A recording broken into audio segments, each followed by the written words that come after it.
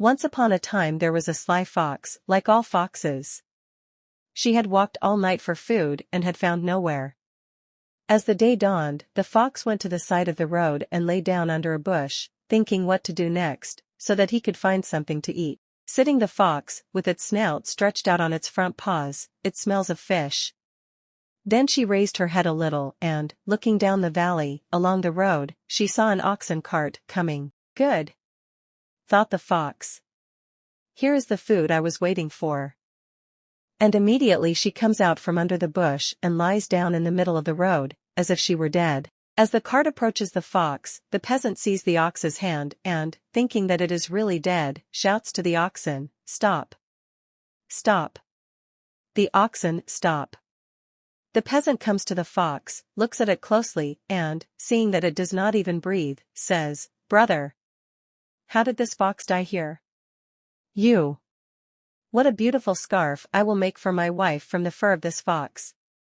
Saying this, he grabbed the fox by the head and, dragging it to the chariot, threw it over the fish. Then he shouted to the oxen, "Come on! Join the one! Borean!" The oxen start. The peasant was walking beside the oxen and kept urging them to go faster, to get home quickly and get the fox's skin. However, as the oxen started, the fox began to push the fish down from the cart with its legs. The peasant waved, the cart creaked, and the fish fell from the cart. After the fox thief has thrown a lot of fish on the road, she also jumps from the cart and, with great haste, begins to collect the fish from the road.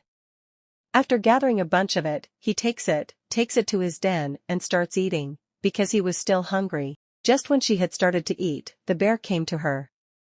"Good morning, cousin." "You?" "Yes, what more fish do you have?"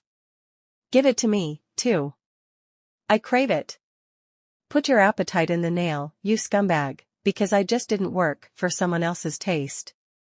So hungry, go and dip your tail in the puddle, like me, and have some fish to eat. Teach me, please, mate, because I don't know how to catch a fish."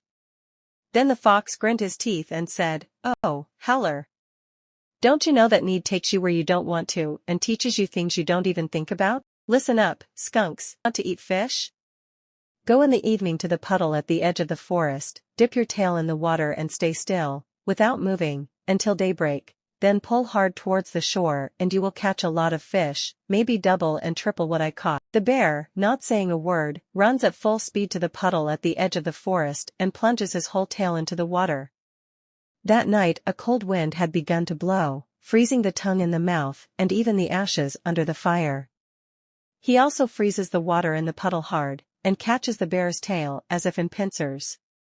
After a while, the bear, no longer able to bear the pain of his tail and the cold, pulls once with all his strength.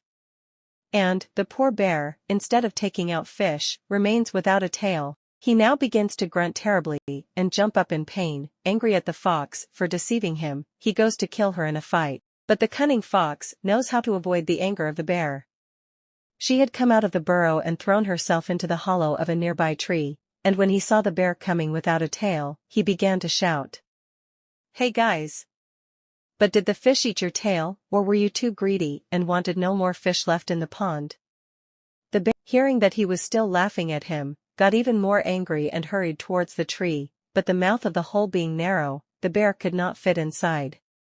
Then he looked for a branch with a hook and began to poke through the hollow, in order to get the fox out, and give him an expense. But when the bear grabbed the fox's leg, she cried, "Shoot, bastard! I don't care, because you're pulling on the tree." And when she caught the hook on the tree, she shouted, "Well, you bastard! Don't pull, because you'll break my leg." The bear complained in vain, even though his sweat was flowing, because he still could not get the fox out of the hollow of the tree. And that's how the bear was tricked by the fox.